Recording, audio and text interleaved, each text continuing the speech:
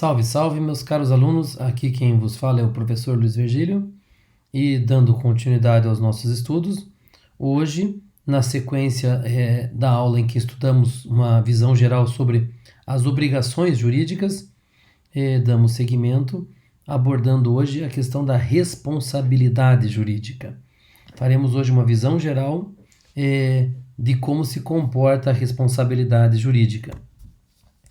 É importante, neste início, nós temos bem destacado a diferença entre responsabilidade do ponto de vista geral e aí a responsabilidade especializada, que pode ser tanto moral, quanto civil, quanto penal.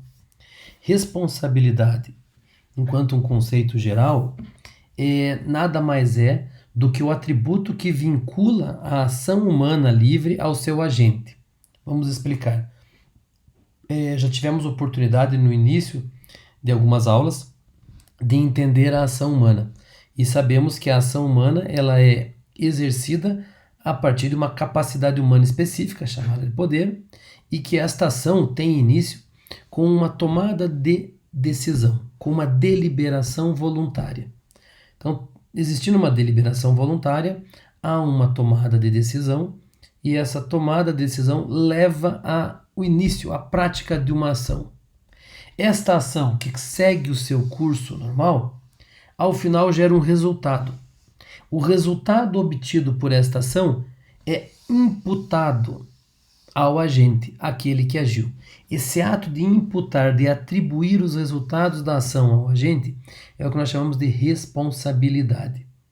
Ou seja, uma ação é uma ação na medida em que ela tem, de um ponto de vista, ou num lado da ação, no seu início, um ato de liberdade e no final dela, uma imputação, um ato de responsabilidade, que faz um vínculo, um elo, ligando os resultados da ação ao seu agente.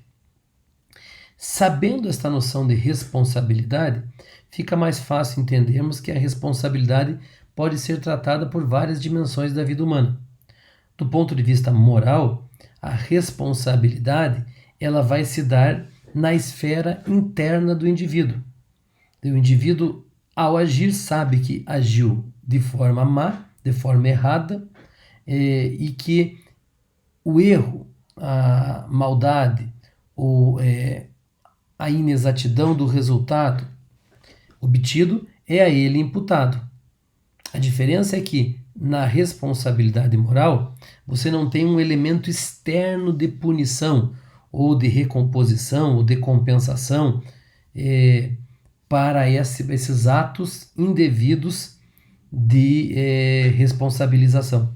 Então, na esfera moral, nós vamos aí manter sempre uma responsabilidade que, digamos assim, se dá na esfera da consciência individual, daquilo que o próprio agente imputa de acordo com o seu código valorativo, seja pessoal ou seja social. Já quando entramos na esfera jurídica e saímos da esfera moral, nós vamos perceber que responsabilidade aqui vai ter um atributo, um viés um pouco mais de ação indevida, de ilicitude. Uma prática de uma ação que não é respaldada pela lei, que não cumpre os requisitos legais, pode gerar a necessidade de responsabilização jurídica do ponto de vista de atribuição de um castigo, uma pena, uma indenização, uma recomposição, uma satisfação, uma compensação, algum elemento que possa buscar recompor uma situação que indevidamente foi alterada. No direito, nós vamos separar em dois grandes ramos a responsabilidade civil e a responsabilidade penal. Responsabilidade penal é aquela que nós vamos tipificar na legislação penal e vamos tratá-las como crime. Ou seja, os ilícitos penais constituem crime ou contravenções que gerarão a aplicação de uma sanção penal, que vai ser uma sanção penal de multa acumulada, na maior parte das vezes, com restrição da liberdade, seja detenção ou seja pena de recolhimento compulsório à prisão. Quer dizer, você vai ter uma punição mais severa para um ato ilícito praticado que ofende valores socialmente consagrados na Constituição e na legislação penal. Entre o ilícito moral da esfera individual interna e o ilícito penal da esfera social externa mais grave, nós temos uma ampla zona, uma ampla vaga de ações que podem ser responsabilizadas e que nós vamos tratar genericamente como responsabilidade civil. Aqui ela poderá ser responsabilidade civil administrativa, empresarial, do consumidor, civil estrito sensu, obrigacional. Aqui é uma classificação que estaria dentro de um gênero geral de responsabilidade civil, que quer dizer o quê? Quer dizer a necessidade de responsabilização, de recomposição para o indivíduo que agiu de forma indevida, de forma ilícita, do ponto de vista civil. Aqui, percebam, nós vamos poder sempre imaginar situações em que há o ilícito civil, mas não há o ilícito penal. Mas em outras situações, nós vamos ter apenas o ilícito penal, não, apenas o ilícito civil, desculpe, sem ter o ilícito penal. Quer dizer, o ilícito civil, ele não necessariamente gerará um ilícito penal, um crime. O ilícito penal, ao ser crime, necessariamente gera um ilícito civil prévio, ou uma necessidade de responsabilização, de recomposição. Nós vamos tratar, nesta aula, apenas da responsabilidade sob o ponto de vista civil, não da responsabilidade moral nem da responsabilidade penal. Do ponto de vista da responsabilidade civil, é importante a gente destacar 3 elementos que nós já estamos acostumados a conhecê-los, para que a gente possa compreender bem quando a responsabilidade surge. E os 3 elementos que dão corpo, dão sustento à responsabilidade são a ação, o dano e o nexo causal. Ou seja, antes de tudo, deve existir uma ação sendo praticada. Vamos lembrar sempre que a ação pode ser comissiva ou omissiva. A ação pode ser positiva ou negativa. Deixar de agir também é uma forma de agir. Se omitir quando a omissão não é lícita, não é permitida, também é uma forma de agir. Então, para que eu possa ter responsabilidade, antes de tudo eu tenho que ter uma ação. Para eu ter uma ação, eu tenho que ter um agente. Então, nós vamos ter aí, eu tenho que ter uma ação sendo praticada e esta ação vai me dar o quadro inteiro, a perspectiva toda da possibilidade de responsabilização. Além desta ação, eu preciso ter um outro elemento final. Eu preciso ter um dano. Quer dizer, a responsabilidade civil não vai surgir se o resultado da ação foi premial, foi positivo, foi adequado, foi lícito. Vai surgir necessidade de responsabilidade quando ocorrer um dano como resultado da prática da ação. E aqui é importante, não basta ter ação e ter dano. Nós vamos ter que ter um nexo causal, um nexo que vincule a prática da ação com a obtenção ou realização do dano alegado. Então não basta ter uma ação e ter um dano. Eu tenho que ter ação, dano e o nexo que faz o vínculo de causalidade entre a ação e o dano. Esses são os 3 elementos que nos permitem compreender como funciona a responsabilidade civil. Ou seja, a gente tem um elemento que nós vamos, no caso concreto, identificar quem agiu, qual é a ação, qual o dano obtido, verificado, e anexo entre a ação e o dano. Se a gente conseguir preencher esses elementos, nós estamos diante de uma situação de responsabilização civil. Essa responsabilidade civil, nós vamos poder classificá-la. E vamos classificá-la basicamente em 2 situações. Vamos distingui-la quanto ao fato que gera a responsabilidade e quanto ao fundamento da responsabilidade. Do ponto de vista do fato que gera a responsabilidade, ela pode ser contratual ou extracontratual. Uma responsabilidade contratual é aquela que, existindo um contrato entre 2 ou mais partes, uma das partes deixa de cumprir disposição contratual. Veja que aqui nós vamos ter um elemento que gerando a responsabilidade, o dever de responder. responsabilidade extracontratual, ela vai surgir de violação de um dever legal, um ilícito civil sendo praticado de origem não contratual, não há vínculo entre as partes. Já quanto ao fundamento da responsabilidade, ela poderá ser subjetiva e objetiva. Já teremos oportunidade de aprofundar que vem a ser a responsabilidade subjetiva e a responsabilidade objetiva. Vamos antes só entender aqui num quadro comparativo as diferenças principais entre responsabilidade contratual e responsabilidade extracontratual. Do ponto de vista da origem, veja que toda responsabilidade contratual tem origem num contrato. Então o que acontece é que uma das partes viola o contrato. Já existe relação entre as partes e uma delas está violando uma cláusula contratual. Quando a responsabilidade é extracontratual, não existe relação nenhuma, vínculo nenhum entre as partes. O que acontece é que uma pessoa viola um dever legal de cuidado, pratica um ilícito, sendo imprudente, sendo negligente, não sendo omissa naquilo que a legislação não permitia.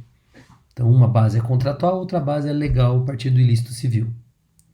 Na responsabilidade contratual, quer dizer, quando tratamos da prova, quem vai fazer prova, a vítima, quem está sofrendo o dano, não precisa provar que o agente teve culpa na prática do dano.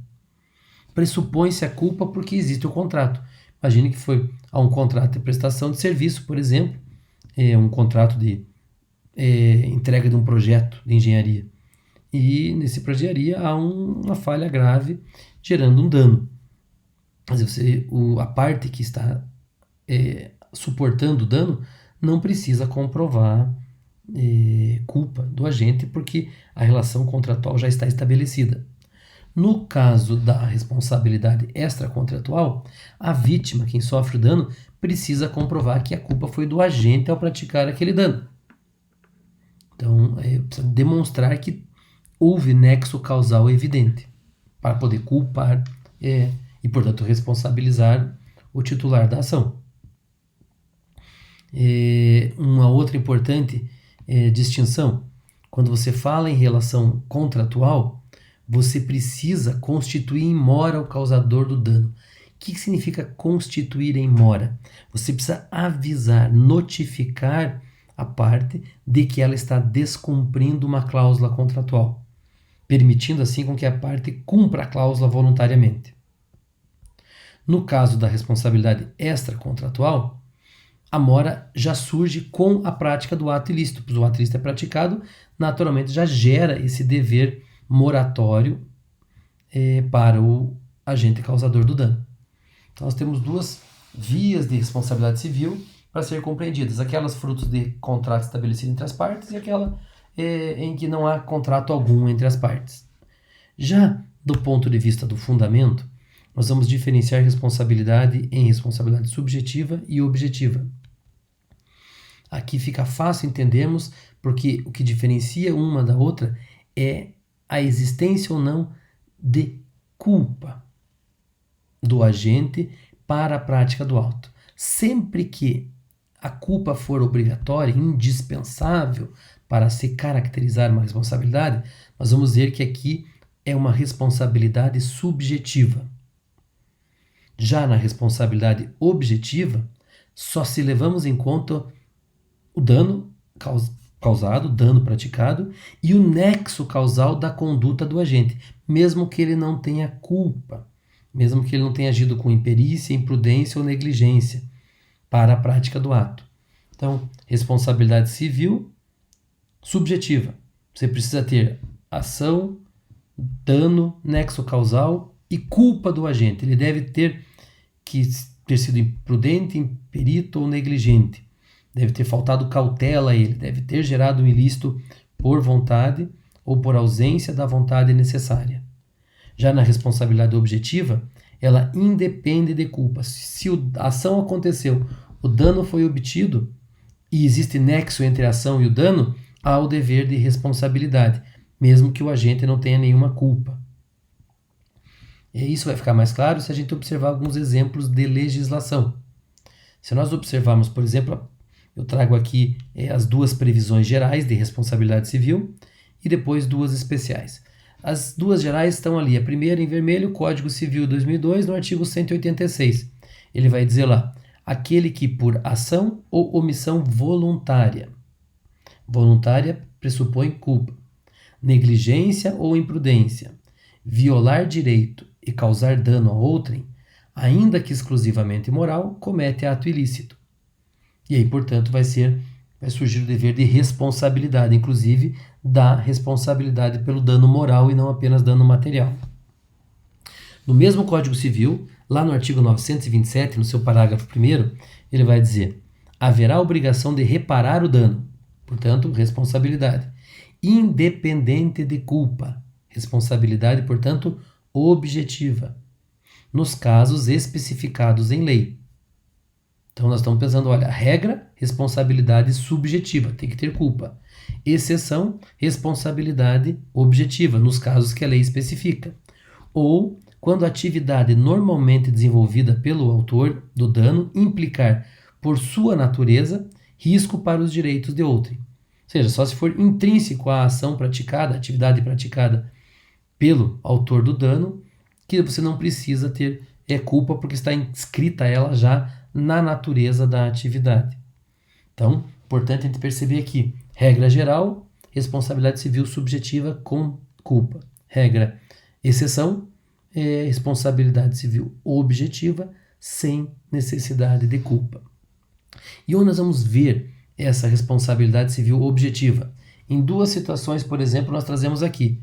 A Constituição Federal vai dizer, no artigo 37, parágrafo 6º, que as pessoas jurídicas de direito público e as pessoas de direito privado, prestadoras de serviço público, então pessoas de direito público, administração pública direta e indireta, órgãos da administração pública direta mais a indireta, autarquias, empresas públicas, sociedades de economia mista, fundações públicas e as pessoas de direito privado que prestam serviço público responderão pelos danos de seus agentes nessa qualidade quando causarem danos a terceiro. Então veja, aqui, se o terceiro teve dano, a administração pública, a pessoa jurídica responsável, vai responder, independente de culpa. O que acontece é que a Constituição permite o direito de regresso contra o responsável nos casos de dolo ou culpa. Então imagine vocês que um serviço público vai na rua na frente da sua casa fazer manutenção na rede elétrica.